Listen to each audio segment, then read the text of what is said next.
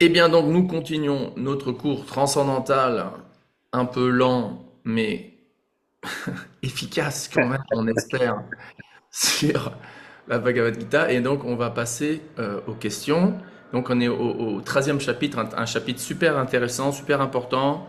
D'ailleurs, Harikesh Swami, bon, qui n'est plus Swami, mais dans le temps c'était un des leaders les plus importants de ISKCON. Quand je dis dans le temps, je parle des années quand Prabhupada était sur Terre et ensuite, jusqu'à la fin des années 90, c'était le leader d'ISKCON le plus important. Et il a écrit un livre d'ailleurs qui s'appelle Le 13e chapitre. Il y a des versets super importants dans le 13e chapitre. C'est un chapitre super important, donc super. Bah, allons donc à 13-20, à 13-20 où il y a cette sorte de contradiction en surface. Hein, comment est-ce qu'on réconcilie le fait qu'on entend que le monde matériel est temporaire, il est temporaire, il est temporaire, combien de fois on l'entend ça? D'ailleurs, Krishna lui-même le dit, hein, Dukhalayam, ça veut dire quoi, Dukhalayam? Krishna décrit ce monde matériel en tant que Dukhalayam Ashashvatam. Donc, ça vous dit quelque chose? Le mot Dukha, qui est le contraire de mot Sukha. Il est dans ce verset-là ou? Non, non, non, mais Ok, c'est juste non, pour faire une introduction au 13-20. je sais pas. Dukkha, c'est le contraire de sukha. Et sukha, ça veut dire le bonheur, le plaisir, la félicité. Et donc le contraire de sukha, c'est dukkha, souffrance. Souffrance.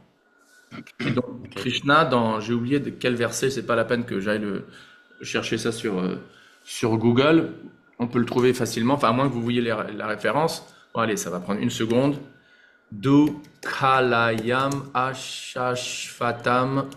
C'est dans le verset 8-16. Dans le verset 8-16 de la Gita, Krishna dit ce monde est temporaire et rempli de souffrance.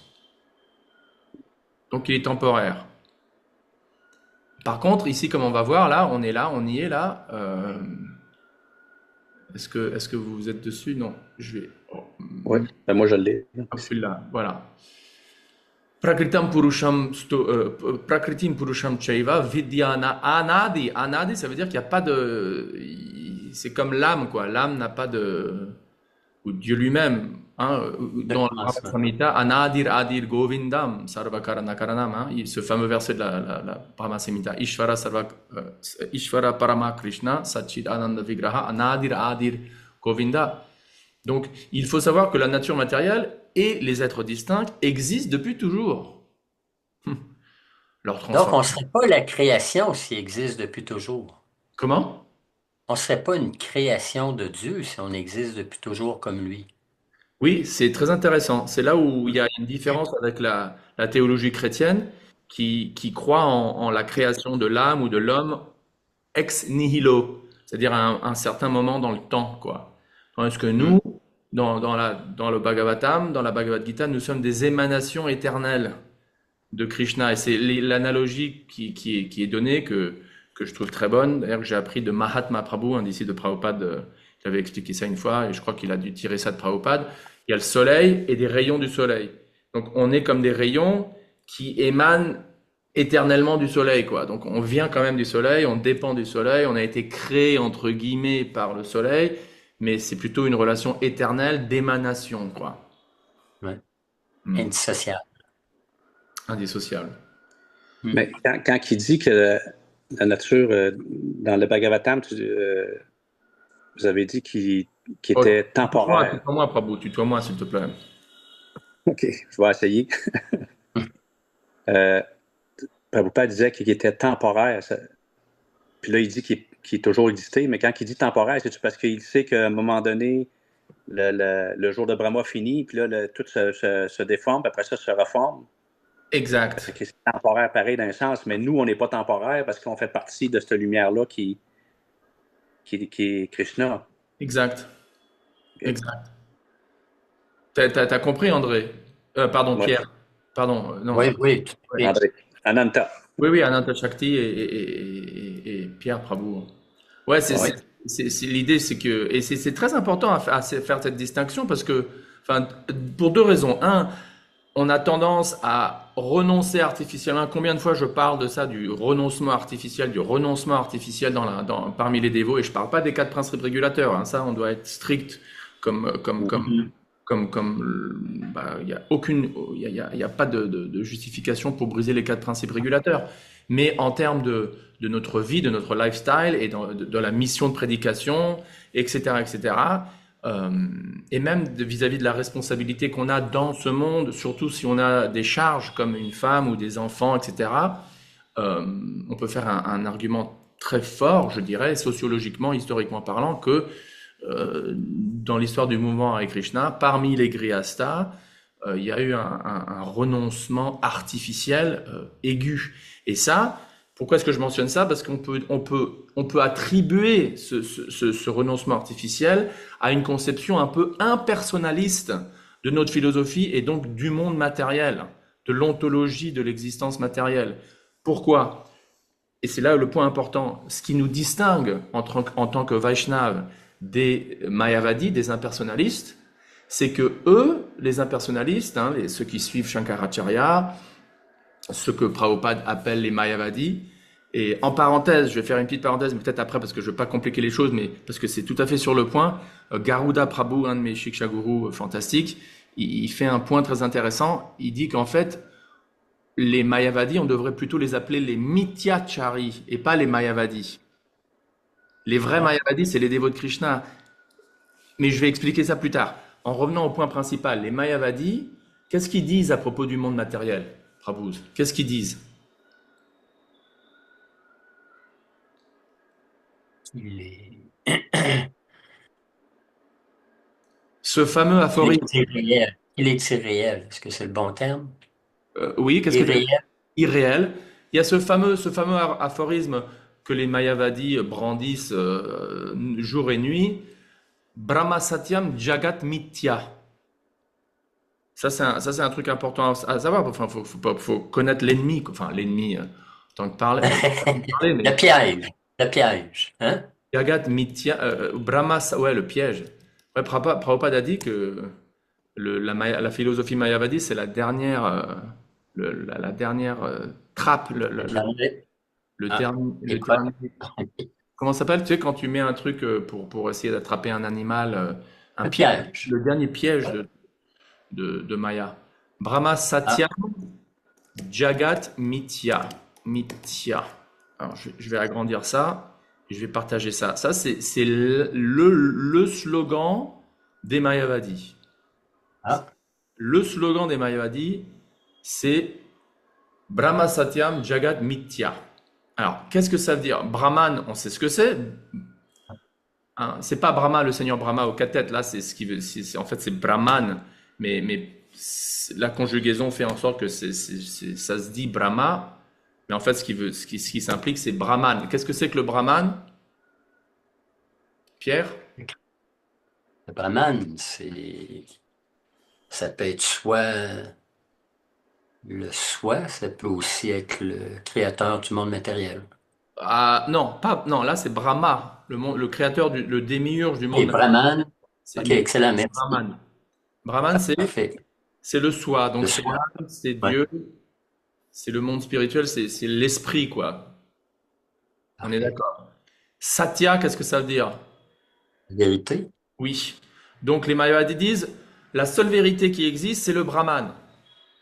Ah, OK? Le Brahman, c'est la vérité. ok. Jagat, comme Jagannath, hein, Nath, ça veut dire le, le seigneur de Jagat. Jagat, c'est le monde matériel. Ok. Donc, Jagat, c'est pas Satyam, c'est le contraire de Satyam, c'est Mithya. Mithya, c'est une illusion, c'est Ouais. irréel, comme Ouais. Shakti l'a dit. Donc ça, c'est leur slogan. Donc, en revenant à la question maintenant, donc, qu'est-ce que les Mayavadis disent à propos du monde matériel? Le monde est une illusion. Exact, c'est une illusion. Et Ouais. c'est un point très important à distinguer entre les Vaishnavas et c'est pour ça que Garuda Prabhu, hein, lui, dit, c'est une bonne réalisation, quoi. Au niveau linguistique, Ouais. euh, les Mayavadis, on pourrait les appeler les Mityacharis. Ça, c'est Garuda. C'est un dévot OK. magnifique. Il est très éduqué au niveau matériel. C'est un prof de religion comparée. Il a enseigné à l'Université de Virginie, à Christopher Newport University, là où il enseigne en ce moment. Il est aussi prof à l'école de théologie de Graduate Theological Union, qui est rattachée à l'Université de Californie à Berkeley. Et c'est lui d'ailleurs qui a aussi, Ah oui. c'est lui qui a inventé ce terme de bimonothéisme polymorphique, hein, que j'utilise souvent pour décrire notre tradition. Ça vient de lui. Et donc voilà voilà, Mithyachari. Donc les Mayavadis, ou hein, les Mithya, on va les appeler les Mayavadis parce que c'est Prabhupada qui les appelait comme ça. Mais ils disent que donc ce Ouais. monde matériel est bel et bien illusoire. Alors maintenant, revenons à ce verset 13-20 là, qu'on est en train de lire. À 13-20, Krishna, il dit que le monde matériel ou la nature matérielle, bien sûr les êtres aussi, hein, nous en tant qu'âme, nous sommes éternels, mais existe depuis toujours. Hmm. Alors, et c'est là où la distinction qu'il faut faire. Nous, on croit que Dieu a des énergies. Et c'est là où les Mayavadis ne croient pas ça. Les Mayavadis ne croient pas en un Dieu personnel, une personne suprême de qui émanent toutes sortes d'énergies, l'énergie spirituelle, l'énergie de plaisir, l'énergie matérielle. Hein. Eux, ils croient qu'il n'y a que le Brahman. Il n'y a pas d'émanation d'énergie, de Shakti. Ça n'existe pas les Shakti parce qu'il n'y a pas de Shaktiman. Shaktiman, ça veut dire le possesseur d'énergie, hein, ou de Shakti. Et puisque eux, ils ne croient pas en un Dieu personnel, pour eux, il y a juste le Brahman et rien d'autre. Pour nous, on croit qu'il y a ultimement une personne suprême, Krishna, qui a des énergies qui émanent de lui éternellement. Et donc, et c'est là le point principal, le point clé, c'est que puisque Dieu ou la personne suprême n'est pas une illusion, mais est une réalité, Krishna est Satyam, on pourrait dire, par conséquent, ces énergies, y compris l'énergie matérielle qui, comme Ananta Shakti Prabhu l'a bien dit, est manifestée et après est dissous et manifestée, hein, elle est manifestée, non manifestée, manifestée, non manifestée, manifestée, non manifestée, elle est quand même ontologiquement réelle et non pas illusoire. C'est ça le point très important. Nous, on croit à un monde matériel qui n'est pas illusoire. On le voit, il n'est pas illusoire. Et c'est une émanation matérielle de Dieu. Et puisque Dieu, la personne suprême, est réelle, ce monde matériel, qui est une émanation de ce Dieu personnel, est réel aussi. Sauf que il y a un cycle c'est transitoire, c'est manifesté, non manifesté, manifesté, non manifesté, correspondant donc au jour et à la nuit de Seigneur Brahma. Quand les univers sont absorbés dans le corps de Mahavishnu, et après sont expirés, inspirés et expirés, etc. Mais là, en revenant donc à l'application, les dévots de Krishna ne disent pas que ce monde matériel est illusoire. Et donc, ils y mettent une certaine importance quand même. Ils y mettent quand même, et ils le respectent aussi, parce qu'ils voient ça comme une émanation de Krishna. D'ailleurs, un verset que Bhakti-Charis Swami citait souvent, un verset très peu cité du Chaitanya Charitamrita, Stabor Jangam Deke na Deketar Murti, Sarvatra Hoy Nija Ishtadev Sfurti. Ah, je m'en rappelle, c'est dingue. C'est une description d'un Mahabhagavat, d'un pur dévot. Et le pur dévot, quand il voit les choses qui bougent, Stabor Jangam Nadeke Tarmurti, donc quand il voit des objets matériels ou alors des corps, que ce soit des animaux ou des plantes ou des êtres humains, il ne voit pas vraiment ça. Ce qu'il voit, c'est son Ishtadev. Il voit Krishna. Il voit Krishna. Et l'exemple qui est donné, c'est par exemple une maman qui a un petit enfant, quand elle voit les petites chaussures de son bébé, elle voit pas vraiment les chaussures, elle voit son bébé, quoi. Les chaussures lui rappellent de son bébé qu'elle aime beaucoup. Donc de la même manière, pour le dévot, il voit ce monde matériel, mais en fait, il voit pas juste le monde matériel, il réalise sans cesse que oui, ce monde matériel, en fait, c'est une émanation, c'est l'énergie de mon cher Krishna, quoi. Et donc, il pense à Krishna. Et donc, pourquoi est-ce que c'est important? Parce que si on est plus personnaliste et on arrête d'avoir des tendances impersonnelles, eh ben, on sera plus efficace dans le Yukta Vairagya, encore une fois, dans l'emploi du matériel au service de Krishna, au lieu de le renoncer artificiellement, comme on fait par exemple, comme je le dis toujours, avec notre culture locale, que ce soit la culture française ou québécoise ou nigérienne, etc., au service de Krishna. Mm. Et aussi au niveau des responsabilités, combien de parents, combien d'enfants ont quitté ISKCON parce que leurs parents étaient pas responsables, les nourrissaient pas assez bien, les faisaient faire des austérités de ouf, s'habiller comme, enfin, etc., etc. Donc il y a toutes sortes d'implications euh, dans un paradigme Mithyachari ou Mayavadi où de toute façon le monde matériel on s'en fiche parce qu'il est illusoire, donc c'est même pas la peine de l'engager au service de Krishna même, tu vois, c'est ça la tendance. Comparé à non, Ouais. ce monde matériel, c'est un monde réel, c'est un monde, une émanation réelle, transitoire, soit, hein, manifestée, non manifestée, soit, mais réelle, d'un Dieu réel, Shri Krishna. Voilà. Donc ça, c'est très important. Qu'est-ce qui est, C'est ce- qu'est-ce qui est illusion? C'est de croire que ça nous appartient. Oui, bien sûr. Après, il y a Maya qui vient et qui nous fait croire qu'on est notre corps et qu'on devrait l'utiliser pour notre propre plaisir sensuel, etc. Et la C'est renommée, ça l'illusion. le pouvoir, la liste est longue. Mais en termes de, disons, Mm. ontologie, quoi, de vision de qu'est-ce qui est, quoi, qu'est-ce qui est et qu'est-ce qui est et qu'est-ce qui est un et de ce qui est, quelle est la nature de ce qui est, quoi. Ça, faut comprendre la distinction entre les Mayavadis ou les Mithyachari, comme Garuda Prabhu dirait, et les Vaishnavas. Donc, je crois qu'on a, Mm, mm. on a la réponse à cette question. Hein? Ouais. Est-ce que Ouais. c'est clair? Très intéressant. Oui. Lisons le verset et la teneur est portée. Est-ce que peut-être que Ananta Shakti Prabhu, tu peux lire un Faire un bout, paragraphe et après le verset. Il faut Pierre. savoir que la nature matérielle et les êtres distincts existent depuis longtemps, toujours. Leur transformation, mais aussi les différents gunas sont des produits de la nature matérielle. Teneur est portée.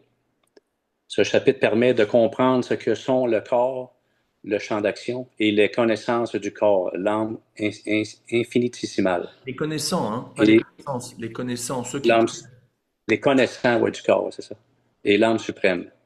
Le corps est le champ d'action produit par la nature matérielle. Quant à l'être distinct incarné qui a jouissance des activités du corps, il est le Purusha.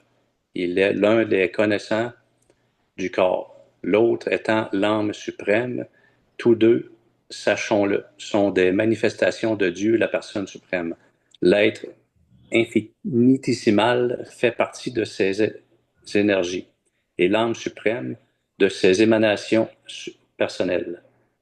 La nature matérielle et l'être distinct sont tous deux éternels. Ils existaient avant la création cosmique. Tous deux relèvent des énergies du Seigneur, la nature matérielle de son énergie inférieure et l'âme individuelle de son énergie supérieure. La nature matérielle connue en Mahavishnu, le Seigneur suprême, est en temps voulu manifestée par le biais du Mahatattva. Les êtres sont également connus en lui, Contenu. contenus en lui. Mais comme ils sont conditionnés, ils n'éprouvent aucune envie de le servir et ne peuvent donc accéder au monde spirituel. Toutefois, lors de la manifestation de la nature matérielle, les êtres se voient à nouveau offrir la possibilité d'agir dans le cadre de l'univers matériel pour se préparer à entrer dans le monde spirituel. Tel est le mystère de la création. Je me rappelle quand il y a une teneur est portée dans le Bhagavatam où Prabhupada dit que la seule raison d'existence, la seule raison d'être du monde matériel, c'est pour donner une chance aux âmes qui ont rejeté Krishna de se réformer et retourner à lui. C'est la seule raison. Et je me rappelle, et il dit c'est la seule raison. Et donc ce monde matériel est créé et il y a une dissémination de connaissances transcendantales. Donc par la succession disciplique, par Krishna lui-même qui vient, etc. de temps en temps. Et je me rappelle très souvent quand on arrivait à l'aéroport de Los Angeles pour vendre les livres de Prabhupada à l'aéroport, j'avais toujours cette réalisation que, waouh, en fait, cet aéroport, la seule fonction en fait de cet aéroport, c'est pour qu'on puisse pour qu'il puisse y avoir une dissémination de livres de Prabhupada aux âmes conditionnées fortunées qui y marchent aujourd'hui, quoi. C'est tout. C'est la seule raison. C'est la seule raison d'être de cet aéroport. Pour qu'elles reprennent leur envol vers le monde spirituel. Hein? En parlant d'anecdotes du monde spirituel, ça c'est une super anecdote. Je vous parie que vous l'avez jamais entendue parce elle a été écrite nulle part. C'est une histoire que Pragosh Prabhu, un disciple de Prabhupada, qui est pas très connu aujourd'hui, il est retraité, il vit à Los Angeles, mais à l'époque, dans les années 70, c'était un des plus grands distributeurs de livres à l'aéroport de Chicago, etc. Après, il est allé en Europe, au Portugal, pour ouvrir le mouvement au Portugal. Il s'est marié avec une Portugaise, il a 3 ans, non, plusieurs, il a 5 enfants, 2 jumelles euh, et 3 garçons, tous dévots. Bref, quand il était à l'aéroport de Chicago, donc il distribue des livres et tout, et donc ils sont allés, tous les dévots de Sankirtan sont allés voir Prabhupada à Atlanta. Il y a un darshan d'ailleurs dans le Vedabase où il y a discussion entre les dévots de Sankirtan, comme on les appelait, et Prabhupada. Et il raconte que à la fin du darshan, quand les dévots se sont tous levés, ils sont partis, lui il est resté dans la chambre juste un petit moment de plus, et quand tous les dévots étaient sortis, il a dit Prabhupada, est-ce que je peux vous poser une question? Prabhupada a dit oui. Il a dit Prabhupada, vous décrivez dans le 6e chant du Srimad Bhagavatam que quand une âme quitte ce monde, une âme consciente de Krishna quitte son corps, il y a des avions de Vaikuntha qui viennent la récupérer. Et Prabhupada il a dit oui. Et Pragosh a dit alors est-ce que ça veut dire, il a dit alors est-ce que ça veut dire qu'il y a des aéroports au monde spirituel? Attends, c'est pas fini. Prabhupada a dit oui. Et Prabhupada, après Pragosh, il a dit alors est-ce que ça veut dire qu'on peut distribuer vos livres là-bas? Et Prabhupada, selon Pragosh, il a fait une petite pause. Il a dit pourquoi pas? Why not? Pierre, bravo. Est-ce que tu veux lire le prochain paragraphe? Oui, oui. En réalité, l'être distinct est à l'origine un être spirituel, une partie intégrante du Seigneur suprême. Mais sa nature rebelle l'expose au conditionnement matériel. Il n'est pas essentiel de savoir comment ces êtres de nature supérieure, partie intégrante du Seigneur suprême, en sont venus à entrer en contact avec la nature matérielle. Pour autant, Dieu, la personne suprême, sait comment et pourquoi cela s'est produit. Il affirme dans les Écritures que ceux qui se laissent fasciner par la nature matérielle doivent mener un dur combat pour vivre. Comprenons bien, à la lumière de ces quelques versets, que toutes les transformations du monde manifesté, ainsi que les diverses influences qu'exercent les gunas, sont des produits de la nature matérielle et que les changements et la diversité dont nous avons parlé ne concernent que les corps des entités vivantes, car au niveau spirituel, tous les êtres sont de même nature. D'accord. Donc Prabhupada met l'emphase sur oui, on n'est pas rappelez-vous, on n'est pas notre corps, hein, on est des âmes. Mais, euh, mais il le dit quand même aussi, hein, que ce monde matériel est bel et bien une énergie, hein. Là, voilà, la nature matérielle, ils existaient avant. Tous deux relèvent des énergies du Seigneur, hein. Voilà, très important.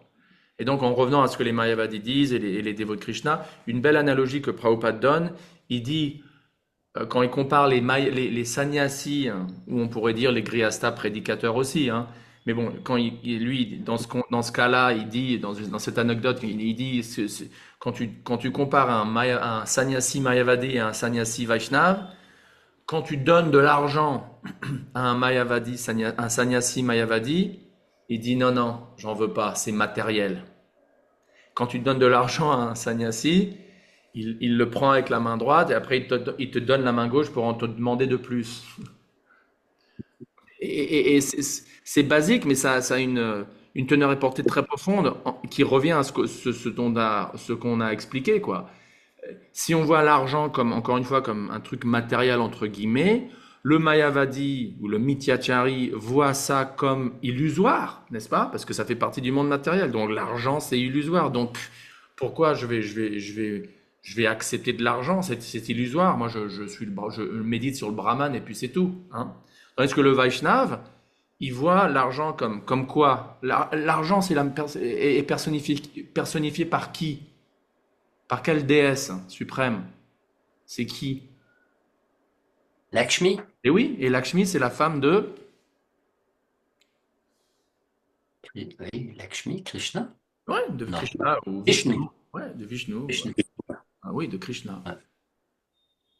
Et donc le dévot, voyant cette connexion et ne voyant pas l'argent comme illusoire, il dit non, non, je l'accepte avec plaisir et je l'engage au service de Vishnu. Bon. Ok, continuons. Allons au verset prochain, 13-21. Ah, vous avez pu deviner le point supplémentaire? Non, pas moi. Le philosophe Le et jeu la chanson de Led Zeppelin? Aucune idée?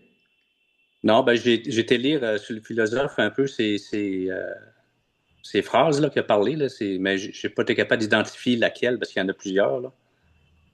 Et toi, Pierre, ça t'a dit quelque chose? Bon, bah allons le voir ce verset.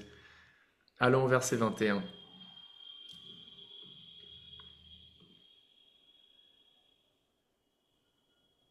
Alors, avant de lire le verset, j'ai envie de vous passer cette chanson.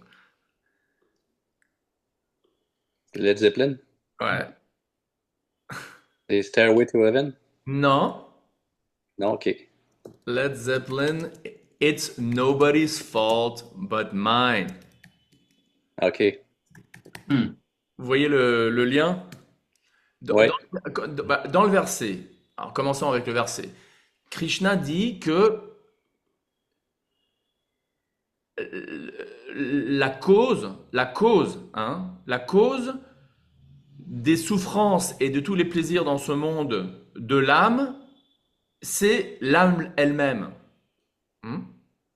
La nature est la cause de toute cause et de tout effet matériel et l'être vivant de toute souffrance et de tout plaisir en ce monde. En d'autres mots, la souffrance et le plaisir dont on goûte dans ce monde, il n'y a aucune cause à cette expérience que nous-mêmes, que nos propres karmas, tout simplement. Ouais. Donc, j'ai pensé à cette chanson de Led Zeppelin où, bon, j'ai pas envie de trop l'appeler, je suis à Vrindavan, là, je vais être un peu plus strict, mais bon, on va juste la jouer une seconde.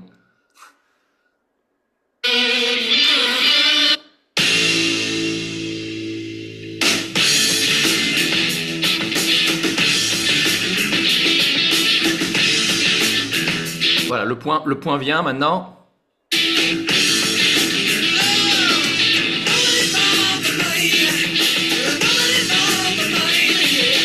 It's nobody's fault but mine. C'est la faute à personne sauf moi. C'est la faute à personne sauf moi. Voilà. Et ça, c'est exactement ce que Krishna dit ici, quoi. Il dit, c'est l'être vivant qui est la cause de toute souffrance et de tous les plaisirs en ce monde.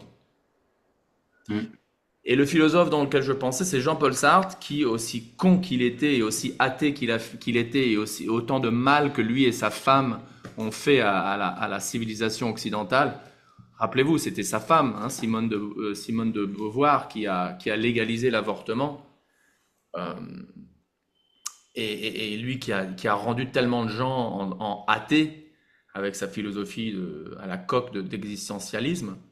Mais bon, il a dit un truc qu'on interprète à notre sauce, à nous, hein, parce que je suis sûr que s'il était vivant et on lui disait, ouais, quand tu as dit qu'on doit prendre entière responsabilité en ce monde, tu veux dire tu veux dire en fait ce que Krishna dit, que en fait la souffrance des âmes conditionnées en ce monde, la cause en est eux-mêmes des péchés passés dans des vies passées. Bien sûr, il va dire non, mais Après, on peut interpréter un truc comme on le veut, quoi. On a le droit, quoi. Notre prerogative. Donc, une phrase fameuse de Jean-Paul Sartre, c'est nous sommes jetés en ce monde, nous nous retrouvons en ce monde, et nous devons prendre entière responsabilité de de nos actes et de notre destin dans ce monde, individuellement parlant, quoi. Donc ça fait un peu l'écho, on peut dire, on peut plier un peu ça pour faire l'écho à ce que Krishna dit ici, quoi. Et ça, c'est un verset très important, hein, pour nous rappeler que voilà, là, c'est comme Hridayananda Maharaj dit, si t'es pas content, retourne au monde spirituel, quoi. Je veux dire, te plains pas, quoi. La souffrance que tu as, c'est toi qui l'a créée. Il n'y a aucune autre cause. C'est pas ton père qui t'a abusé, c'est pas ta mère qui t'a abandonné, c'est pas ta femme qui t'a trompé, c'est pas X ou Y. Ça, c'est simplement des instruments de ton karma. Mais ultimement, c'est toi qui t'es causé cette propre souffrance à toi-même. Et Krishna le dit clairement ici, quoi. C'est l'être vivant qui est la cause de toute souffrance et de tous les plaisirs en ce monde. Lisons la teneur et portée. Et je crois que c'est à moi. La nature matérielle octroie une grande variété de corps aux êtres vivants. 8 400 000 exactement. Elle crée ces formes de vie pour satisfaire leur désir de jouir de tel ou tel plaisir dans tel ou tel type de corps. À partir du moment où l'être distinct s'incarne, il éprouve un certain nombre de joies et de peines qui toutes proviennent du corps et non de lui, alors que dans sa condition originelle, il ne connaît que le bonheur. Ouais, d'accord, elles proviennent de son corps. Je crois que ça a été un peu probablement mal traduit parce que elles proviennent quand même de lui. D'accord, c'est des souffrances du corps et donc techniquement parlant, l'âme n'expérimente pas de douleur. C'est juste à cause de l'interface de l'ego qui nous fait identifier avec ce corps et c'est le corps qui souffre et donc nous on s'identifie avec ce corps et donc on croit que c'est nous qui souffrons. Je crois que c'est ce que Prabhupada veut dire ici. Mais l'expérience quand même d'une âme conditionnée, hein, assumant qu'elle est conditionnée et donc elle s'identifie avec l'expérience du corps, hein, contrairement à une âme non conditionnée comme Prabhupada par exemple. Un autre truc que Bhakti Charu Swami raconte, hein, mon maître spirituel initiateur, parce qu'il était là quand Prabhupada est décédé, ici à Vrindavan, là-haut. Et il y a un médecin ayurvédique qui est venu voir Prabhupada dans ces derniers jours.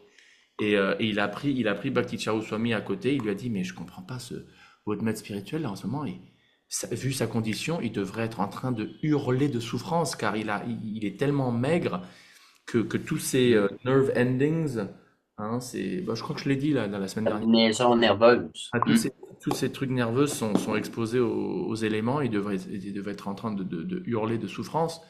Mais Prabhupada traduisait le Bhagavatam, quoi. Donc, mais pour une âme conditionnée qui s'identifie avec ce corps matériel,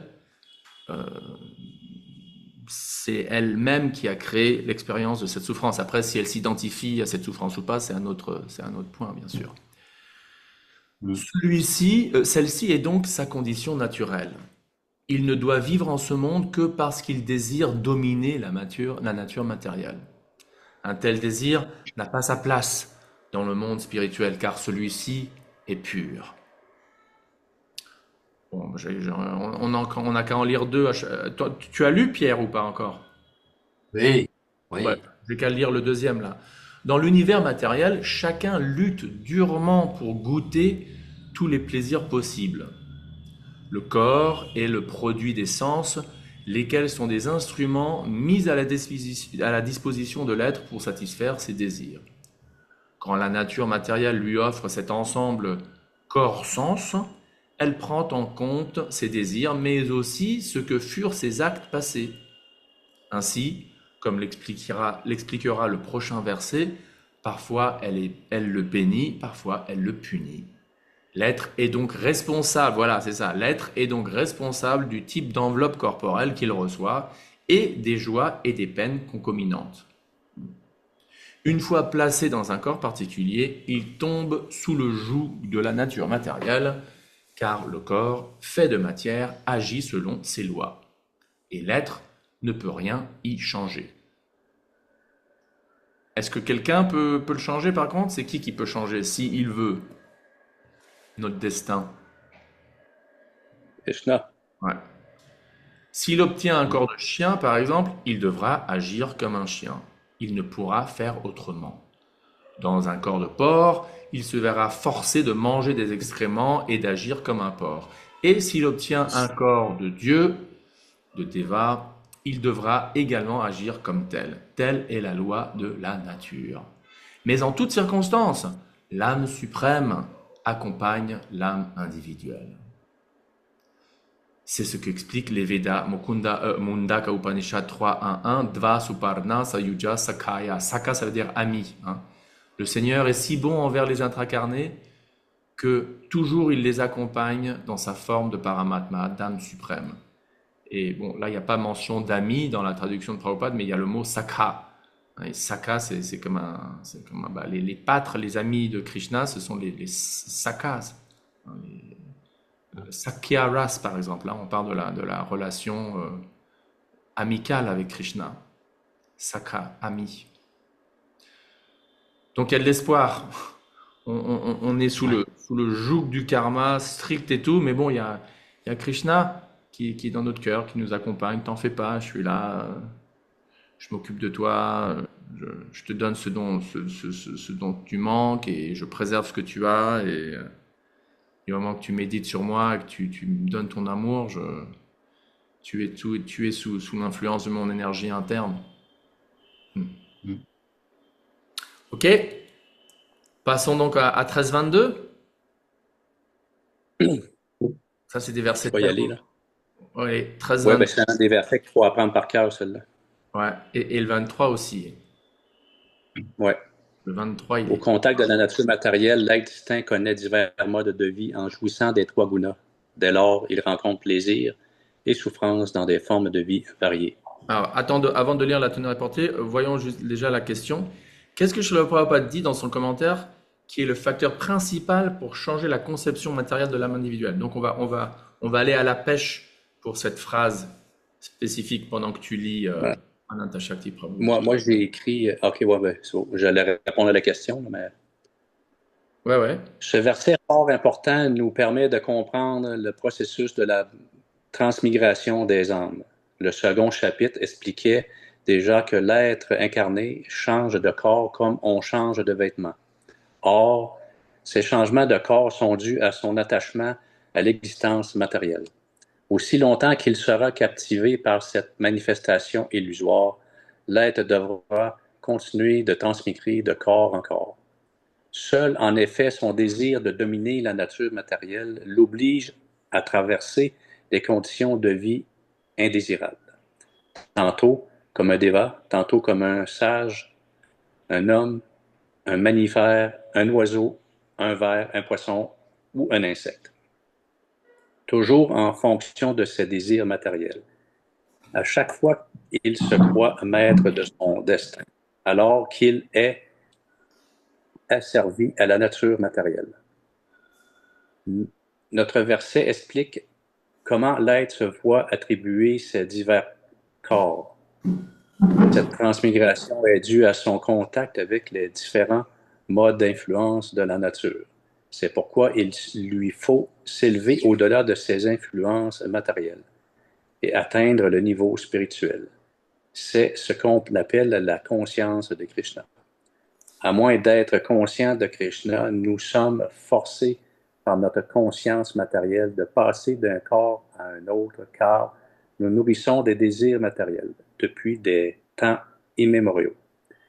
Il nous faut donc changer notre concept des choses, ce qui ne manquera pas de se produire si nous prêtons attention aux paroles venant de sources autorisées. Bingo! Arjuna, Bingo. C'est oui, là où je c'est voulais ça vous la emmener. Ouais. Le facteur principal, c'est on doit prêter oreille, quoi. On doit prêter oreille ouais. au message. The message of the Bhagavad. Je sais pas si le groupe Shelter, dont je cite souvent, ils avaient une chanson, The Message of the Bhagavad. We've got the message of the Bhagavad. Le message du Bhagavad. Donc, il y a la personne Bhagavat, Prabhupada le dit hein, dans le premier chant du Bhagavatam, dans le verset, j'ai oublié quel verset, mais dans le premier chant, premier chapitre, il dit qu'il y a deux genres, ou dans le deuxième chapitre, il y a deux genres de Bhagavat. Il y a le livre Bhagavat et la personne Bhagavat. Ah, Donc, écoutez les Shastras, écoutez la Bhagavad Gita, écoutez les versets même du Bhagavatam. C'est le livre Bhagavatam. Et la personne Bhagavatam, c'est le pur dévot, ou c'est les dévots dans la succession disciplique, c'est les Vaishnavas. Excuse-moi, continue. Arjuna, qui reçoit la science de Dieu des lèvres même de Krishna, est l'exemple idéal. Si l'être conditionné accepte d'écouter comme il se doit, il prendra son désir si longtemps entretenu. Il perdra son désir si longtemps entretenu de dominer la nature matérielle. Et graduellement, en proportion de l'amoindrissement de ce désir malsain, il connaîtra le bonheur spirituel. Un mantra védique explique qu'en proportion du savoir acquis au contact du Seigneur suprême, on goûte une existence d'éternelle félicité. Jai. Hare Krishna. Je demande quel est ce mantra védique. Parce que ça vous fait penser à quel verset déjà, la première portion, cette notion de en proportion, que Krishna est réciproque en proportion à notre abandon. Ça vous dit quelque chose? Oui, je ne sais pas c'est lequel, là, mais oui, il disait que il va réciproquer selon qu'on s'abandonne à lui. Là. Exact. Yeyatamam Pas de prapadyante. pourcentage, mais Ouais, si tu t'abandonnes totalement, lui, il va répondre total là, aussi. exact. Yeyatamam prapadyante tam satava bhajamyaham. Je crois que c'est aussi. C'est quel verset, ça? Ye yatha mam prapadyate, c'est au verset 4.11. 4.11. 11, on n'a qu'à y aller. En français, 4.11. Quoi qu'ils fassent, tous suivent ma voie, ô fils de Pritha, et selon qu'ils s'abandonnent à moi, en proportion, je les récompense. C'est drôle parce que là, dans la traduction, tu vois, en français, ils ont fait à l'envers, ce qui est vraiment pas. Les dévots, avec tout respect pour les dévots qui ont fait la traduction, ils ont pris tellement de liberté stylistique, tellement trop de liberté. Prabhupada a dit ne changez rien à part les erreurs grammaticales. Le style et le contenu doit rester pareil. Donc là, en plus, c'est Krishna lui-même, vous voyez là. La première phrase, c'est Yeya tamam prapadyante. Prapadyante, ça veut dire s'abandonner. Hein. Tous ceux, comme à moi, hein, s'abandonnant, tata, ainsi, certes, bhajami, je les récompense. Donc, ça commence avec selon qu'ils s'abandonnent à moi, en proportion, je les récompense. Et dans la deuxième partie du verset, là, il dit son deuxième truc, hein, mama vartnanu vartante, etc. Quoi qu'ils fassent, tous suivent ma voie. Alors pourquoi, je ne veux pas critiquer, mais zut quoi, ça m'énerve parce que c'est une insulte envers Prabhupada. On peut pas faire ça à Prabhupada quoi.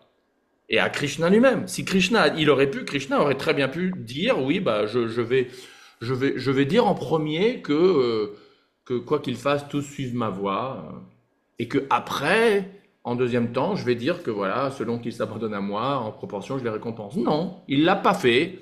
Alors pourquoi est-ce que nous, on va dire, bah non, ça fait plus joli, c'est plus stylistique de dire ça en premier. C'est un détail, mais le diable est dans les détails. Enfin, tout ça, c'est une autre discussion et la traduction des livres de Prabhupada. Déjà, l'édition des livres de Prabhupada dans la langue originelle, c'est toute une polémique. Comme vous savez peut-être bien, il y a beaucoup de dévots qui en discutent énormément, qui sont très, très fâchés contre le BBT. Et il y a il y a tout un autre mouvement pratiquement qui publie et qui distribue la Bhagavad Gita de 1972, la Macmillan de 1972 que Prabhupada a autorisée, etc. Et non pas la 1983. Alors que dire des traductions des éditions déjà foireuses ou trop changées ou presque violées quoi. Enfin, excusez-moi de sortir ça. Un petit Non, mais c'est vrai parce que hier, juste moi et Pierre, hier, on a regardé une prière là, puis on la lisait en anglais puis en français puis on voyait que c'était pas pareil là, du tout. Là. Complètement. Les mots qu'il utilisait, c'était pas vraiment ce qui était dit en français. Là. Ah ouais. Haché, sadhana. Hmm.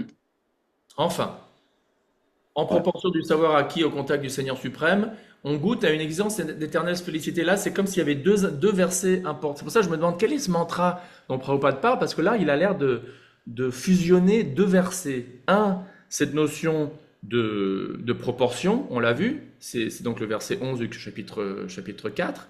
Mais là, Prabhupada parle d'un autre truc, et ça c'est un verset très important, j'espère que vous vous en souvenez, du deuxième chapitre. L'indice, c'est le mot goût, le goût supérieur. Hein, vous vous rappelez? On goûte à une existence supérieure. C'est quel verset ça? Ça vous dit quelque chose? Oui.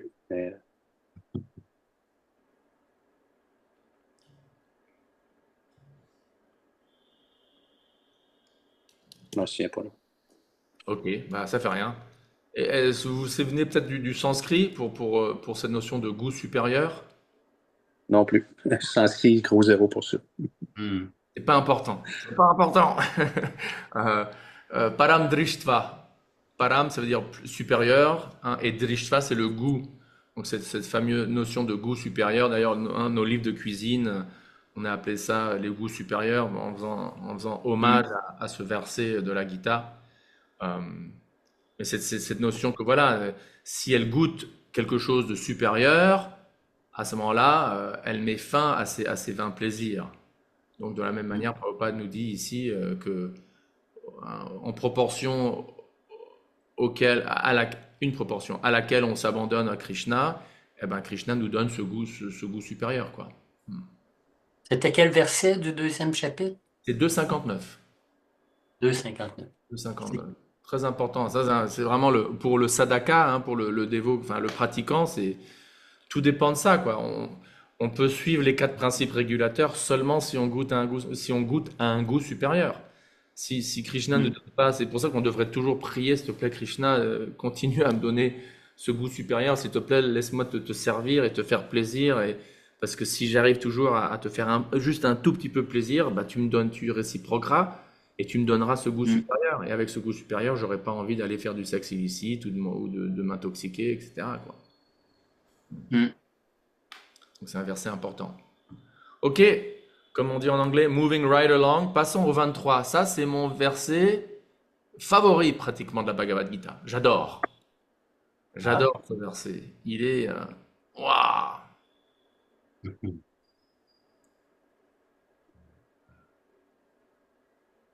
Et est-ce que j'ai dit qu'il y a un mot? Ah ouais. Non, parce que, vous voyez, ce mot-là, cha, c'est un mot très, très, très clé. Il y a juste un mot. Cha, ça veut dire quoi en sanskrit, cha? Regardez. Aussi. Aussi. Ouais. Et juste ce mot-là nous dit des tomes et des tomes et des tomes de vérité sur Dieu et sur Hmm. l'âme. Bon, Ah oui. ouais. Upadrashtanumantacha bhartabhokta maheshwara paramatmiti chapyukto dehesmin purja paraha. Ça, quand j'approchais des gens pour leur distribuer des livres, je chantais pas le Mahamantra, je récitais ce verset. Ah Mais oui. dans ce corps, donc le corps de la mémé que je suis en train d'approcher, ou du businessman que je suis en train d'approcher, ou du jeune rappeur, enfin bref, dans le corps de la personne que je suis en train d'harceler là, que je vais harceler dans quelques secondes, il y a, il y a donc une âme distincte et aussi le Paramatma. Encore, chose qui nous distingue complètement des Mayavadis. Qu'est-ce que les Mayavadis? Combien est-ce que d'âmes il y a dans un corps, selon les Mayavadis? Ou les Mityacharis. Selon les Mayavadis, combien d'âmes y a-t-il dans un corps? Une seule. Une seule, très bien. Et parce que nous, on est Dieu, n'est-ce pas? Ah. C'est ça. Donc il n'y a qu'une seule âme, en fait, dans le corps. Ouais. Mais nous, les dévots, disent non, non, non, il y a deux âmes. Et donc cette analogie qu'on trouve dans les Upanishads de deux quoi? Deux animaux? Oiseau. Des Oui, oiseaux. exact. Et, ouais, Les deux oiseaux qui sont où? Sur la branche de l'arbre. une branche. Et il y en a un qui fait quoi et l'autre qui fait quoi? Il y en a un qui mange, l'autre le regarde. Exact. Et c'est Un qui énorme. jouit. Ouais, Ben oui. C'est un qui jouit des fruits de la nature, puis l'autre, il le regarde, puis il attend. il Hmm. attend. Quand vous y pensez, c'est gigantesque comme distinction théologique entre les deux écoles, Mayavadi et Vaishnav. D'ailleurs, C'est la première chose, moi, quand je parle à des gens de la Bhagavad Gita dont je parle. C'est ce qui m'a le plus frappé, Mais Jésus aussi l'a dit quand il prêchait, là, le Père est en moi et je suis en lui. hmm, effectivement. C'est un peu le même principe, là, le Père est en moi. ouais, le Père est en moi. Il n'est pas moi. Mais il y en a qui l'ont traduit autrement, là, mais en tout cas, Ouais, ouais. c'est ça que ça veut dire. Le Père est en moi. Ok, Ananta Shakti Prabhu, s'il te plaît, lis-nous la traduction et le premier paragraphe Et Pierre, tu pourras lire le deuxième si tu veux. Une question juste avant, Prabhu. Est-ce que les hindous sont conscients de ça? Bah, ça dépend s'ils sont influencés par Shankaracharya ou pas, hein. Les hindous, c'est un mot générique et Oui, oui. parapluie qui soutient différentes traditions, quoi. Donc les Donc, c'est pas Shankaraès. tous. Mais c'est sûr que Shankaracharya a une influence gigantesque, quoi. Et donc, au degré où ils sont contaminés, on pourrait dire, par la philosophie mayavadi, bah, c'est à ce degré-là qu'ils croient qu'il n'y a que le brahman, quoi. Et au Ça. degré où ils sont influencés par le vaishnavisme, à ce degré-là, ils sont d'accord qu'il y a deux âmes et que le paramatma, c'est pas le atma, etc., quoi. Est-ce qu'on a une idée de la proportion de ces croyances Moi, je ne saurais respectives-là? pas te dire, mais historiquement, Intuitivement, j'ai lu quelques livres sur l'histoire de l'hindouisme, etc. Et, euh, et historiquement, mine de rien, le vaishnavisme était à un moment donné le plus grand prédominant. courant. Ah ouais. Ah Ouais, ouais. parce que mine de rien, le Mahabharata et le Ramayana sont tous les deux Ouais. des épopées clairement vishnouites, avec Ouais. Krishna, Dieu la personne suprême dans l'un, et Ramachandra, avatar de Vishnu dans l'autre, quoi. Mais Shankaracharya a fait des sacrés dégâts Ah, aussi, hein. OK. Et c'est à quelle époque, lui? Shankaracharya, À peu près, à peu près. euh, bah, c'était après Bouddha? Non, c'était avant Bouddha. OK. When did Adi Shankara live? ChatGPT qui, 7e siècle, donc c'est pas Hein? entre le 5e et le 9e siècle avant le Christ. OK.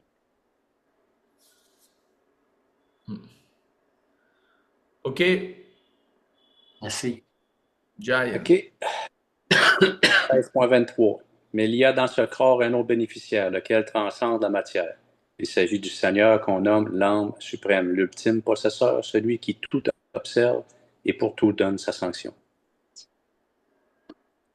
T'en as reporté.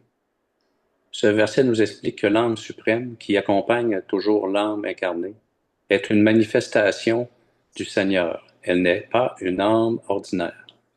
Les philosophes monistes, parce qu'ils croient en l'existence d'un seul et unique connaissant du corps, pensent qu'il n'existe aucune différence entre l'âme suprême et l'âme distincte.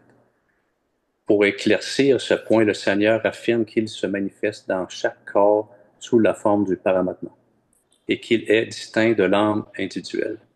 Il est para-ascendantal, l'âme infinitésimale, jouit des activités d'un champ d'action bien particulier, tandis que l'âme suprême, qui ne prend pas part aux actes aux jouissances limitées du corps, les observe, les supervise, les sanctionne et en est l'ultime bénéficiaire.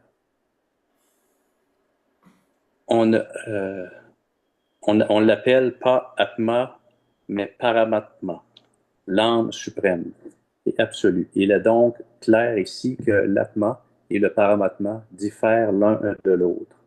L'âme suprême connaît, contrairement à l'âme infinitimale, a des bras et des jambes qui, partout, s'étendent. Et parce que le Paramatma est le Seigneur suprême, il est présent dans le corps afin de donner la sanction au désir de l'âme distincte, qui souhaite jouir des plaisirs matériels, sans l'accord de l'âme suprême.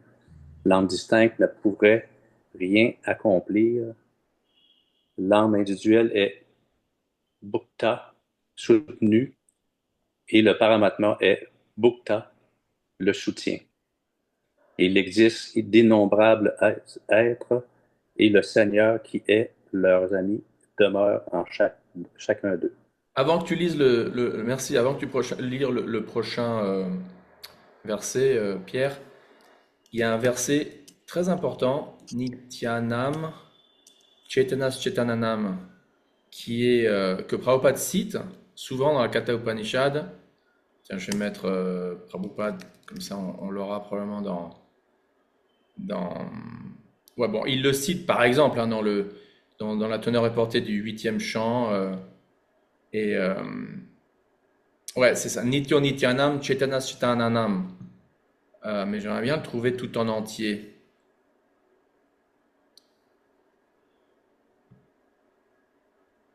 Parce que Prabhupada, enfin,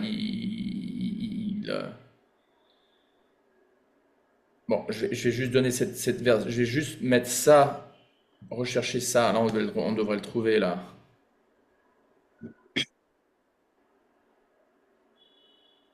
Eko yo gunam vidadati kaman. Nityo nityanam chaitanas chaitananam. Eko bahunam yo vidadati kaman. Hein, donc, parmi tous les éternels, il y en a un qui est éternel et qui les maintient et qui les soutient tous. C'est pas très bien. Ah, bien sûr, c'est traduit par un Mayavadi, hein. Et même le mot écho n'est même pas là. C'est drôle. Hmm. Et bon, Prabhupada le cite souvent, hein, et c'est ça. Nityo nityanam chaitanas chaitananam eko bahunam yo vidadati kaman. Voilà. Parmi tous les éternels, voilà, comme vous voyez là, il est le suprême, il est l'entité vivante suprême parmi toutes les autres entités vivantes. Voilà. Et dans le reste de ce verset que j'arrive pas à trouver, il dit que ce verset dit que c'est cette personne éternelle parmi toutes les autres personnes éternelles qui soutient toutes les autres personnes éternelles. Donc on est tous des personnes, et parmi toutes les personnes, il y en a une qui est une personne suprême qui maintient toutes les autres personnes. Hmm. C'est fantastique. Ouais. Vas-y, s'il te plaît. Oui. Alors, l'âme distincte fait éternellement partie intégrante du Seigneur suprême et un lien d'amitié très étroit les unit, le terme amitié dont tu parlais tantôt. Eh oui. Mais l'être distinct a tendance à rejeter la sanction du Seigneur pour tenter indépendamment de dominer la nature. Parce qu'il a cette tendance, on l'appelle énergie marginale du Seigneur suprême. L'être vivant peut se situer soit dans l'énergie matérielle, soit dans l'énergie spirituelle. Tant qu'il demeure conditionné par l'énergie matérielle, le Seigneur, en ami, l'accompagne sous la forme de l'âme suprême pour l'aider à retourner à l'énergie spirituelle. Le Seigneur, en effet, désire toujours ardemment ramener l'être à l'énergie spirituelle, mais son infime indépendance incite ce dernier à s'en détourner sans cesse. C'est ce mauvais usage de son indépendance qui est à l'origine de la lutte qu'il doit mener dans l'existence conditionnée. C'est pourquoi le Seigneur l'instruit constamment, de l'intérieur comme de l'extérieur. De l'extérieur, il lui donne des instructions comme celles contenues dans la Bhagavad Gita, et de l'intérieur, il s'efforce de le convaincre que les activités qu'il accomplit dans le domaine matériel ne lui procurent pas le vrai bonheur. Abandonne tout cela, dit-il, et tourne-toi vers moi avec foi. Alors tu seras heureux. Hmm. On devrait se... Ça vient de où, là? Comment? Ça vient d'où?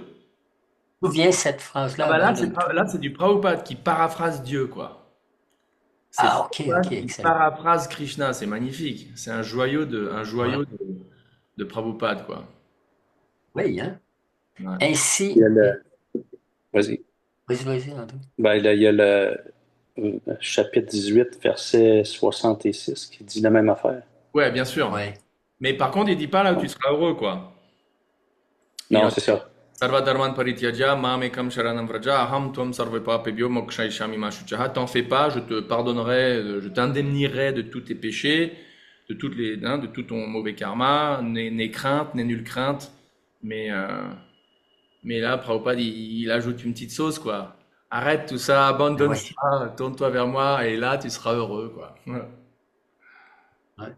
Mm. Ainsi, l'homme intelligent qui place sa foi en l'âme suprême, en Dieu, va au-devant d'une vie éternelle de connaissance et de félicité. Mais là, on peut Hare citer Krishna. un passage de la Bible hein, où il est dit que l'esprit est ardent, mais la chair est faible. Parce que bon, Mm, c'est bien joli mm. d'entendre ça, mais quand on se trouve devant une tentation, quelquefois, hein, notre mental, notre intelligence et- passe par la fenêtre. Et d'ailleurs, Krishna en parle. Enfin, hein, bah, Arjuna parle du mental qui est plus difficile à contrôler que le vent. Et, et Krishna aussi, dans le deuxième chapitre, parle de, the conditioned soul. Qu'est-ce qu'il dit de, c'est quoi il y a toute cette série de versets à propos du contrôle des sens dans le deuxième chapitre où, euh, euh, Hare, ouais, enfin, c'est quoi déjà? Enfin, bref, tu vois, on aura beau un homme, the senses are so strong and impetuous that they carry away the mind even of a man of discrimination who is endeavoring to control them. C'est la traduction ouais. un des versets. Donc même un homme de discrimination, donc tu vois, qui lit ça, qui a ça, mais bon, les sens. Hein. Et donc c'est pour ça qu'on doit avoir une bonne association, on doit avoir une bonne sangha Mm, et bah, somehow or other rester sous l'énergie protectrice de Krishna qui vient sous la forme de son saint nom, des Shastras et des Vaishnavas et du Dham. Je sais pas si j'allais à Vrindavan ou à Mayapur, mais c'est puissant. Hein. Vous venez ici et les horloges se remettent à l'heure, mais en 20 minutes, quoi. C'est hallucinant, quoi. À quel point mm.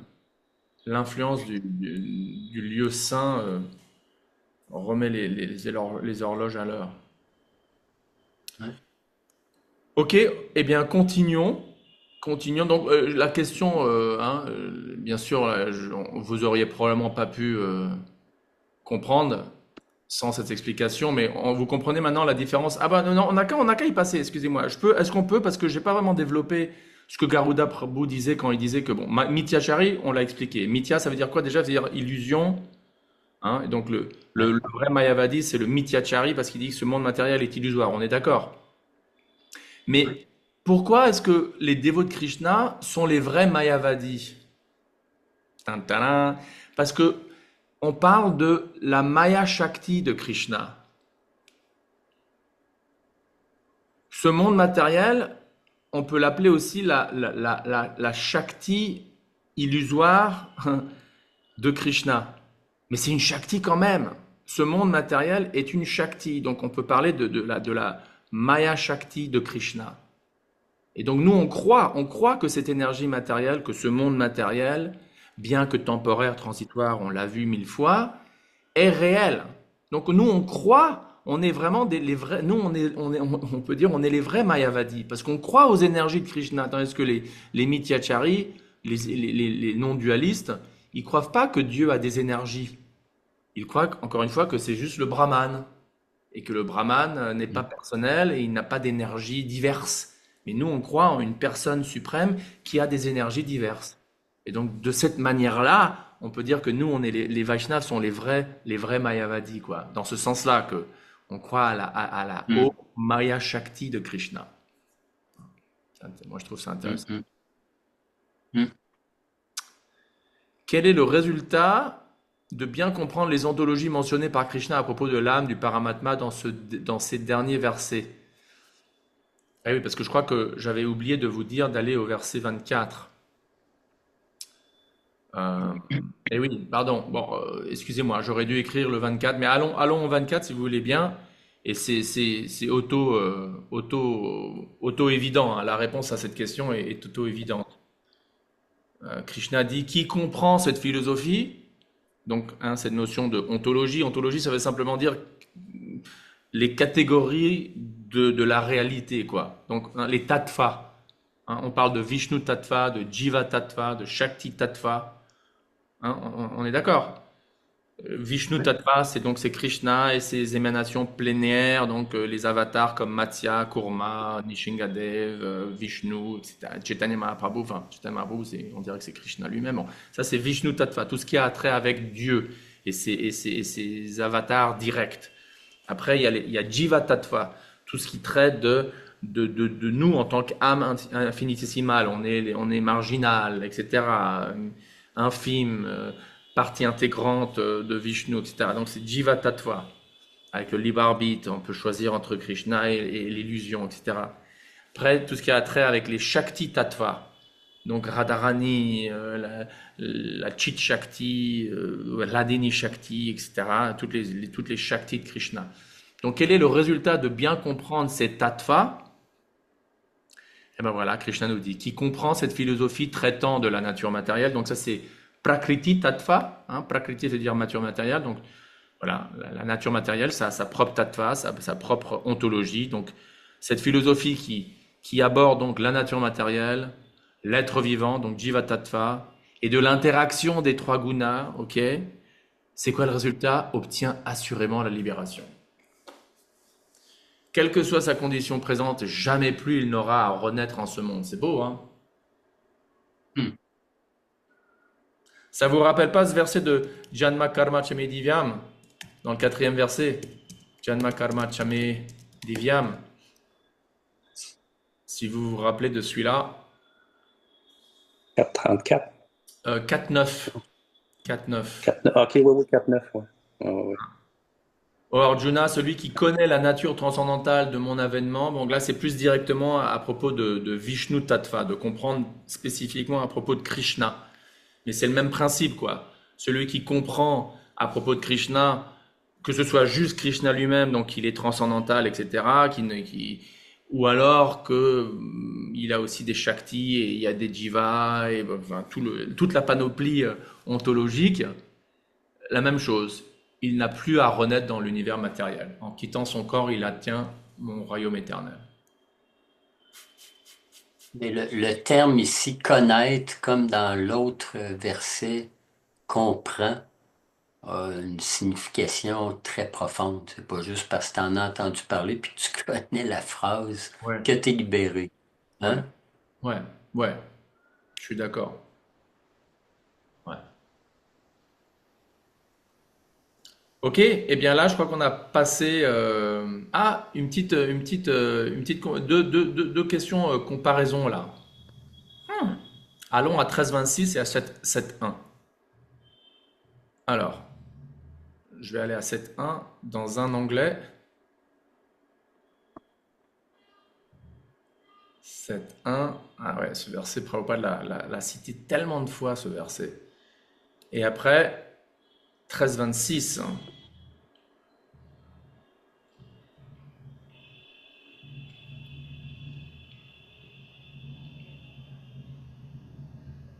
Alors, 13,26 nous dit, puis il y a ceux qui, même peu versés dans le savoir spirituel, en viennent à adorer la personne suprême parce qu'ils en ont entendu parler. Ok? Indice, indice. Prêtant volontiers l'oreille, indice, indice, au dire d'autorité, eux aussi triomphent du cycle des morts et des renaissances. Et le verset 7.1, Krishna lui-même dit au fils de Pritha, écoute, Shrinu, vous voyez?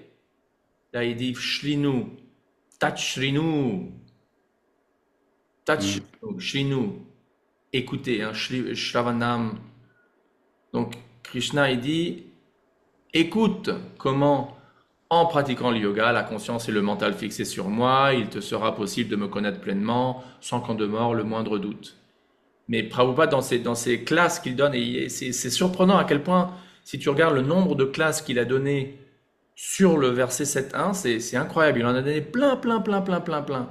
Et dans chaque classe, il met l'emphase sur ce phrase. Tâche chez nous à quel point c'est important d'écouter, d'entendre. Et on a vu dans la tonneau reportée, hein, euh, Ananta Shakti Prabhu l'a mentionné, la clé qui fait en sorte d'enclencher la transformation d'une âme conditionnée à une âme libérée, c'est cette écoute. Donc il y a ce thème encore et encore qui nous vient à quel point c'est important d'écouter, d'écouter, d'écouter le Mahamantra, d'écouter les noms de Radha Krishna, d'écouter le dévot chanter le Guru Puja ou le Mangalarti, d'écouter les classes de Prabhupada, d'écouter ou le lire, c'est la même chose, les livres de Prabhupada. Hmm. Même ceux qui sont peu versés dans le savoir spirituel, hein, ils en viennent à devenir des dévots de Krishna. Comment? Parce qu'ils en ont entendu parler. Parce qu'ils prêtent volontiers l'oreille. Et donc on peut comprendre pourquoi Prabhupada mettait tellement d'emphase sur la distribution de ses livres. Mais bon, la distribution de ses livres, ça veut dire quoi? Ça veut dire la distribution de connaissances transcendantales. Donc de vidéos YouTube, donc de films, donc de musique transcendantale, donc de livres, enfin de pièces de théâtre comme Bhakti Mark Swami fait, enfin, la dissémination pour que les âmes conditionnées puissent entrer en contact et écouter ce message transcendantal. Hmm. Ok, passons à l'autre comparaison, 5.18 et 13.31. 5.18, 5.18, ce fameux verset Vidya Vinaya Sampane Brahmanega Vihashtini et 13.31.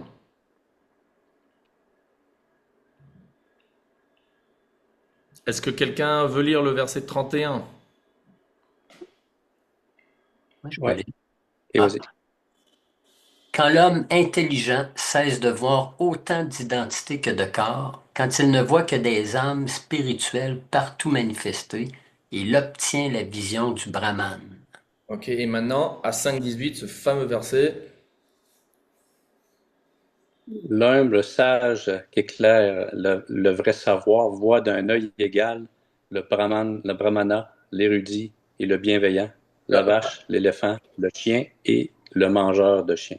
C'est le brahmana, hein, qui est érudit et bienveillant. Ouais. Ouais. Donc c'est quoi le thème qui réunit ces deux Ouais. versets? Ben, c'est l'intelligence, la sagesse, là, Mais plus le savoir. particulier, une vision particulière. Hein, dans le 5.8, il y a cette notion de, L'égal. de, de darshina. Darshan, ça veut dire une vision, hein. Quand on prend darshan de la Murti, c'est carrément, ça a une relation avec une vision, quoi. Un visionnage, un darshan. Donc Samadarshina, cette fameuse phrase de equal vision, de vision d'égalité ou de voir d'un œil égal. Mm. Et donc là, pareil, au 13.31, là on parle de voir. De voir quoi? Que des âmes spirituelles. Ouais, et, non, et au lieu de quoi?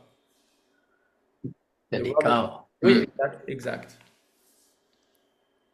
Exact. Hmm. Hmm. C'est ça, moi, de ma réponse, j'ai marqué, ça me fait penser au verset 15.7, D'accord. quand que Krishna dit que toutes les êtres de ce monde matériel sont des fragments éternels de ma personne.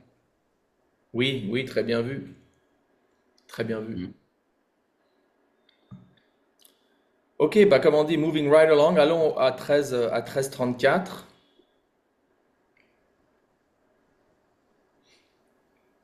Sur le sujet de la conscience.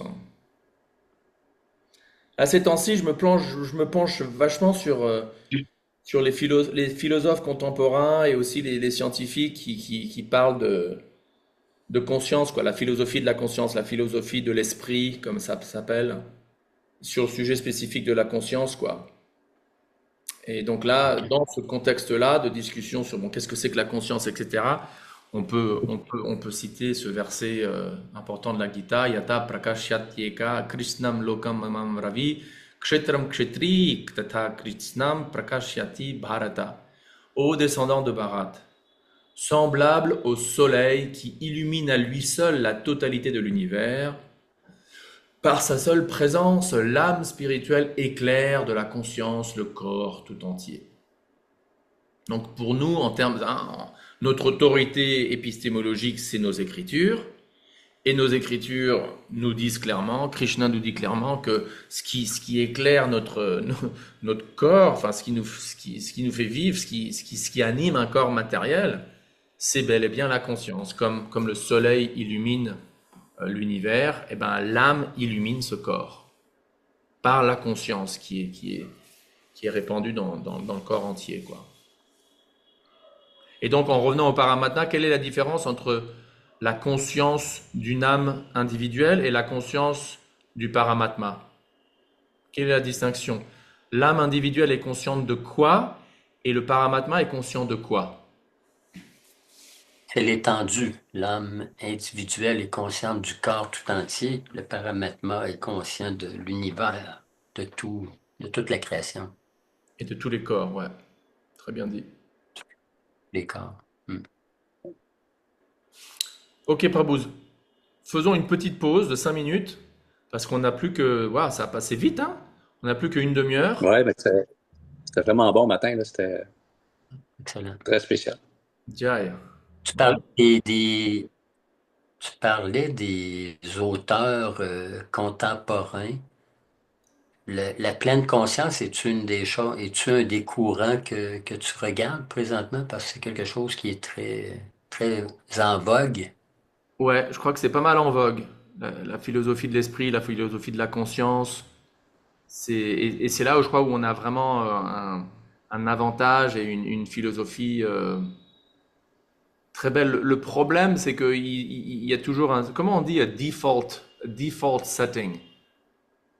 Par défaut. C'est le même mot. Par défaut. Les paramètres par défaut. Paramètres par Hein. défaut. Ben, ils vont toujours par défaut à la philosophie mayavadi. Les philosophes et les scientifiques qui flirtent un peu avec des notions non physicalistes ou non naturalistes ou non matérialistes de la conscience, donc qui rejettent l'idée que la conscience est juste un produit des neurones et des protones dans le cerveau, que c'est juste un épiphénomène du cerveau et que ça doit être quelque chose d'autre.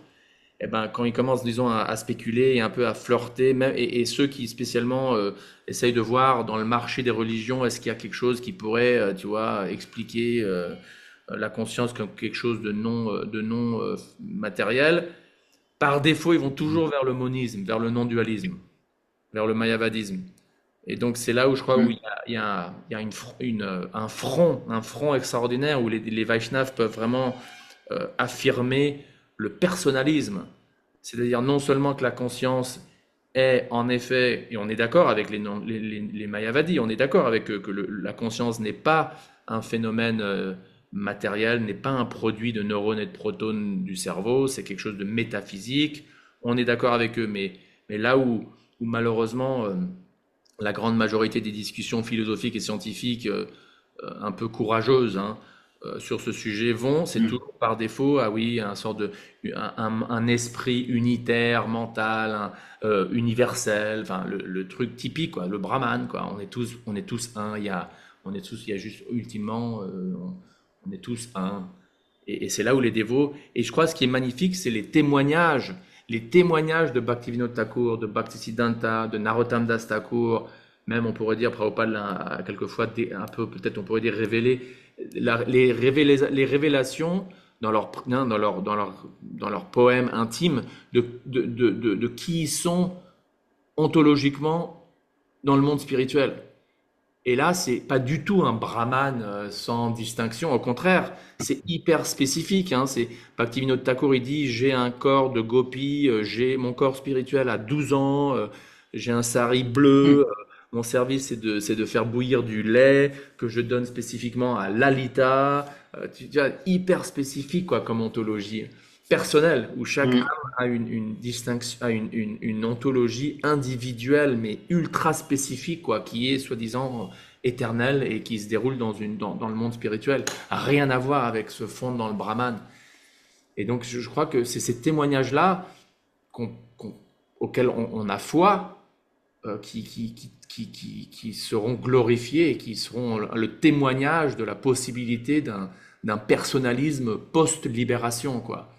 D'un personnalisme post-mukti, post-libération du cycle des naissances et de mort, pour ceux qui le veulent, comme nous. Mm. Mhm. On a Ouais. été sauvés des Mayavadis. Ok, eh bien, une petite pause de 5 minutes et après on aborde les 3 dernières questions du chapitre 14. Excellent. Jai. Merci. Aïe. Recording in progress. Alors, 14, ça c'est un chapitre assez auto-évident, quoi. Il n'y a pas trop de, il y a pas trop de questions. Tu vois, il n'y a pas trop. Ce verset, enfin, ce chapitre, c'est assez, ouais, c'est assez auto-évident, quoi. Mais bon, ce verset 4 est intéressant parce qu'il y a un mot-clé. Hum, bah, je vais qu'à lire la question. Selon les paroles de Krishna,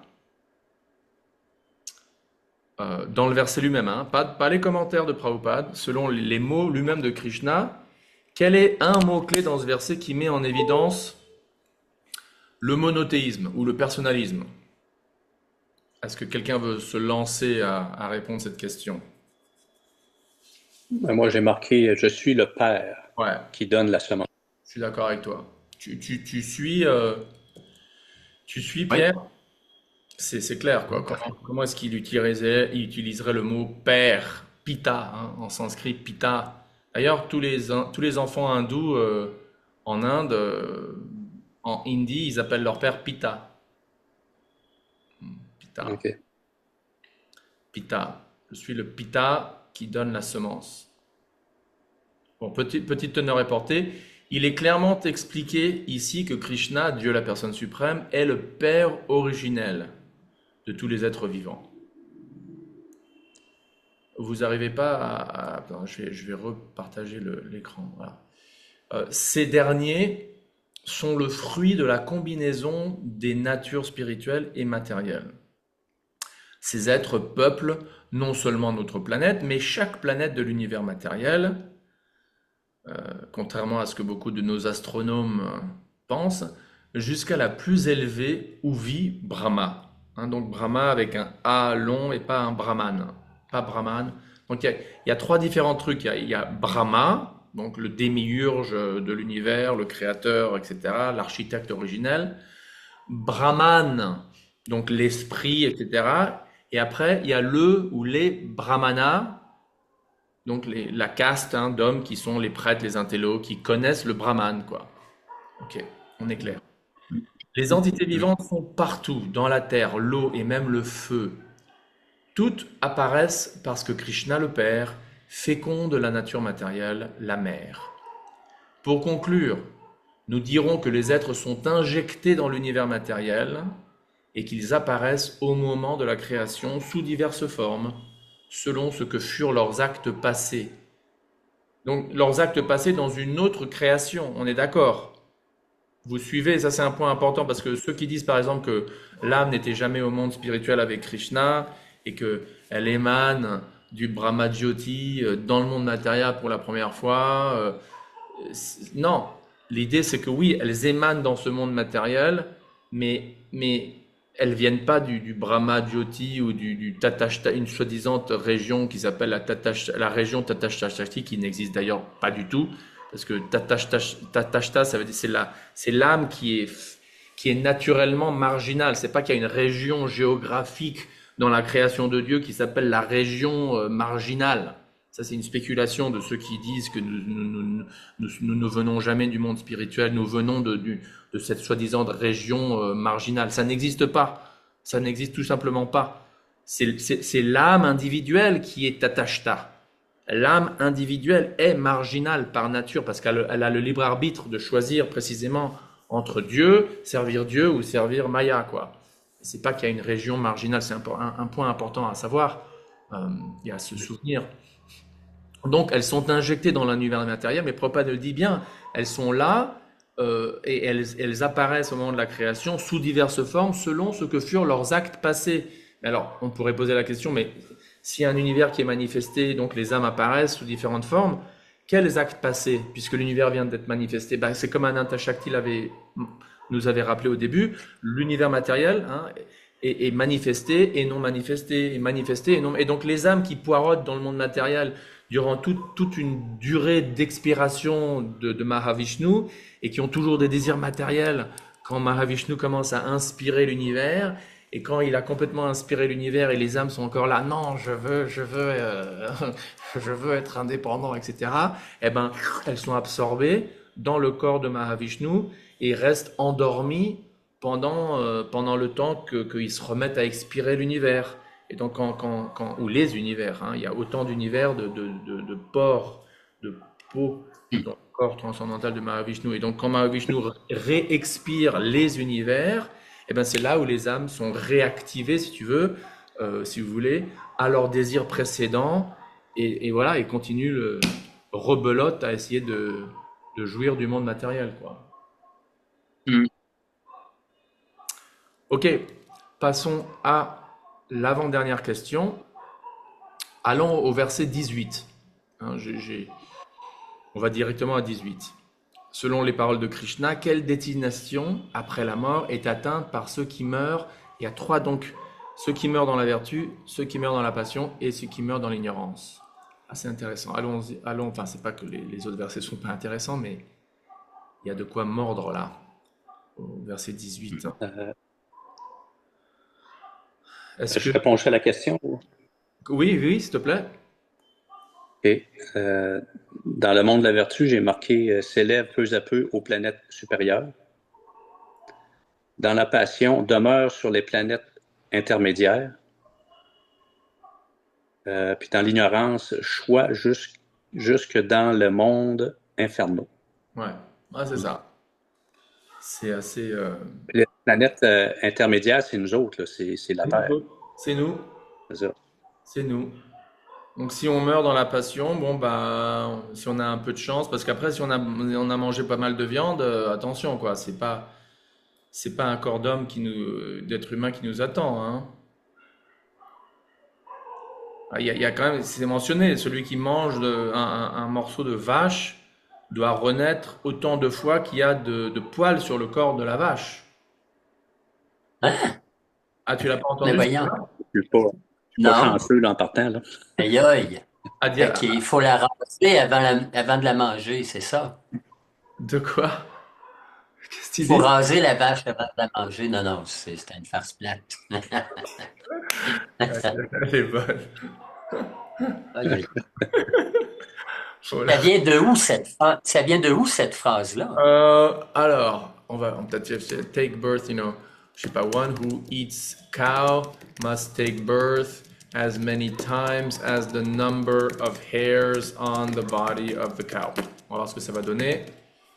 Ouf. Alors, Et c'est propre à la vache ou c'est... Est-ce que c'est propre à la vache? ah bah là, en tout cas, tu vois, il y a une citation dans Prabhupada Books, là, j'en vois déjà deux. Alors, on va voir, là, peut-être que c'est la même. En tout cas, dans la... euh,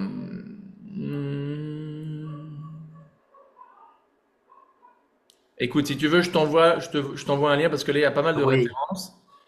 oui. Oui, c'est intéressant. Ah, là, tu vois, c'est pas mentionné. La Manu Samhita, peut-être. En tout cas, là, dans la teneur et OK. portée du sixième chant, chapitre 4, verset 9, Prabhupada dit, dans la teneur et portée, dans chaque écriture, dans chaque shastra, alors enfin, dans chaque, bah, c'est bizarre parce que c'est pas mentionné dans la Bhagavad Gita. Je sais pas si c'est mentionné explicitement dans le Srimad Bhagavatam, mais bon, tu sais, Prabhupada, quelquefois, il s'envole, enfin, il s'envole, quoi, il se, Ouais. hein. Et donc, il dit dans chaque shastra, l'abattage de vache est condamné avec vehemence. En effet, celui Ouais. qui tue une vache doit souffrir autant de vie, pas autant d'années, pardon, pas de vie, autant d'années qu'il y a des Ouf, cheveux sur de le corps. poil. Ouais. Mais bon, Wow. Krishna dit celui qui mord dans la passion prend naissance en être humain.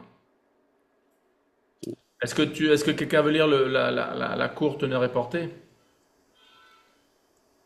Moi, je peux y aller. Il Allez. existe de nombreuses théories sur la conscience. Le Bhagavad Gita la compare ici à la lumière du soleil. En effet, semblable au soleil qui dispense d'un point fixe sa lumière à l'univers entier, l'étincelle spirituelle, depuis le cœur, éclaire de la conscience le corps tout entier. La conscience atteste donc la présence de l'âme, tout comme la lumière du soleil atteste la présence du soleil. Tant que l'âme est présente dans le corps, celui-ci est tout entier pénétré de conscience, mais dès qu'elle le quitte, la conscience disparaît avec elle. N'importe quel homme intelligent peut comprendre cela. Et c'était assez spécial parce que j'étais sur le lit de mort de ma conjointe il y a 3 mois. Et vraiment, on la tenait quand elle a fait ses dernières respirations. Et à la dernière respiration, vraiment, on a senti l'âme, la conscience qui quittait. Là, ça a été comme un flot d'énergie. Là, on en a tremblé.